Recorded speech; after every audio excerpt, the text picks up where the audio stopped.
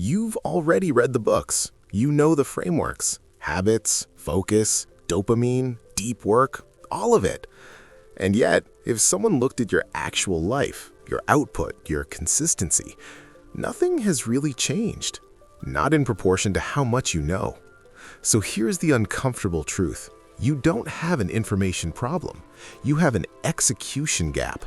The distance between what you understand and what you actually do. Let me show you exactly what that looks like in real life. You sit down to work, you open your laptop with full intention, you even feel a small burst of motivation. But then your brain does something very subtle. You think, let me just quickly revisit that concept. One video, one article, one note. Now it's 11:30. You haven't started. But it doesn't feel like failure. It feels like progress because you learned something. And that feeling, that specific feeling, is the entire trap. And your brain engineered it on purpose. This is what nobody explains. Your brain runs on a prediction system. Every moment it is asking one question. What action will produce a reward with the least cost? When you consume self-improvement content, a video, a chapter, a framework, your brain makes a prediction. This knowledge could help me. And here's the critical part.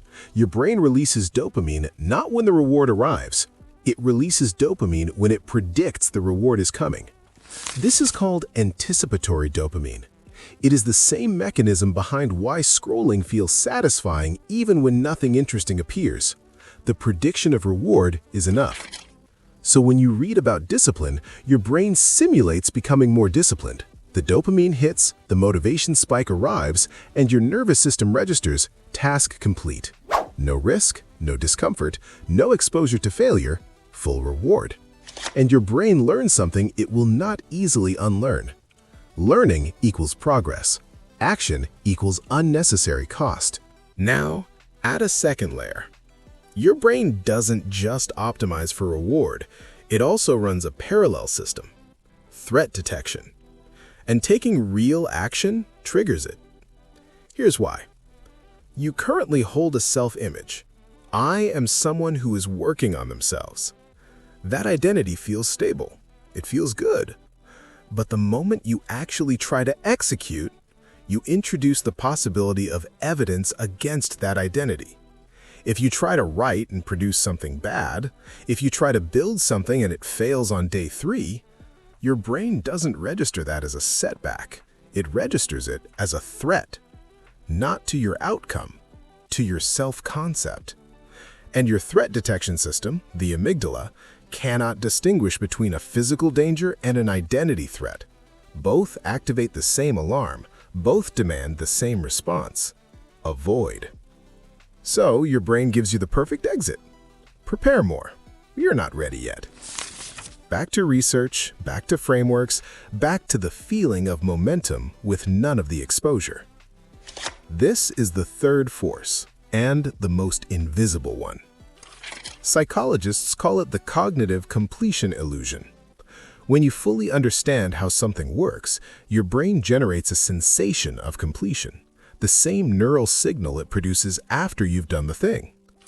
Understanding a habit loop and running the habit loop feel neurologically similar in the short term, which means your brain genuinely cannot tell you are stuck.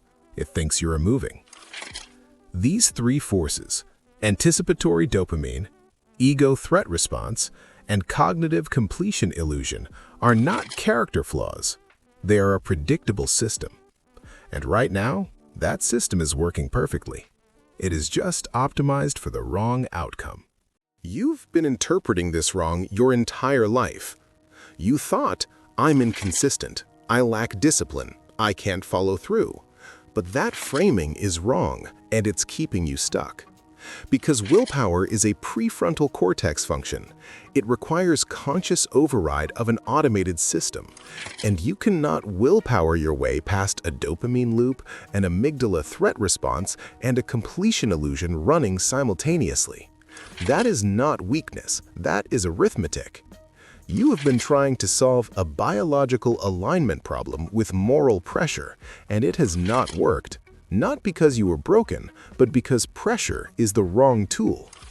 Right now, your internal system is perfectly aligned, just aligned toward learning instead of executing, aligned toward identity protection instead of identity testing, aligned toward novelty instead of repetition. So of course you feel stuck, because in your current system, not acting makes complete sense. The solution is not more effort. The solution is to change what the system is optimizing for. 3 targeted interventions.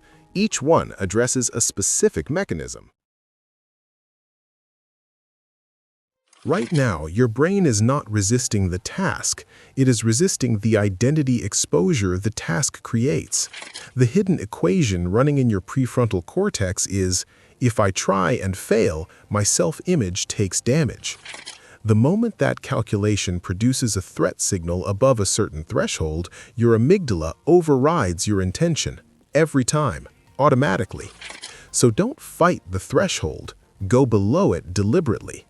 Tell yourself you will write one bad sentence, build one broken thing, send one embarrassing email.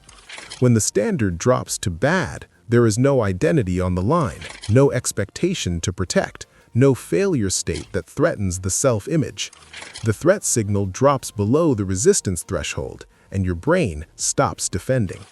Not because you pushed harder, because there was nothing left to defend. You have been waiting for motivation to start, but here is what is actually happening in your brain when you wait. Your dopaminergic system is idle. In that idle state, your brain's prediction model says, effort is high, reward is uncertain, don't move. Motivation is not the cause of action. It is the output of a system that has already started moving. Here is the mechanism. The moment you initiate even a tiny action, write one sentence, open one file, make one decision, your brain updates its internal prediction model. Effort feels lower than predicted. Control feels higher than predicted. Uncertainty decreases. That prediction update triggers a dopamine release, which is what motivation actually is. Dopamine confirming the effort is worth continuing. So the goal is not to feel ready. The goal is to change your brain state from idle to active, because once that state changes, continuing becomes neurologically easier than stopping. Clean one spoon, write one sentence, make one small move, not to finish, to shift the state. Your brain is currently optimized for novelty, new ideas, new frameworks, new insights, because novelty produces the strongest anticipatory dopamine hit. But execution depends on something the novelty-seeking brain hates: repetition without stimulation. At first, doing the same hard thing daily feels like regression. The excitement disappears. The emotional feedback disappears. Your brain says, something is wrong, find something new. Don't listen. Here is what is actually happening. When a behavior becomes boring, genuinely, flatly boring, it means your brain has stopped treating it as a novel calculation. It has transferred it from the conscious effort system to the basal ganglia, the part of your brain that runs automatic, habitual behavior. Less prefrontal activation, less resistance, less negotiation. The behavior is becoming cheaper to run.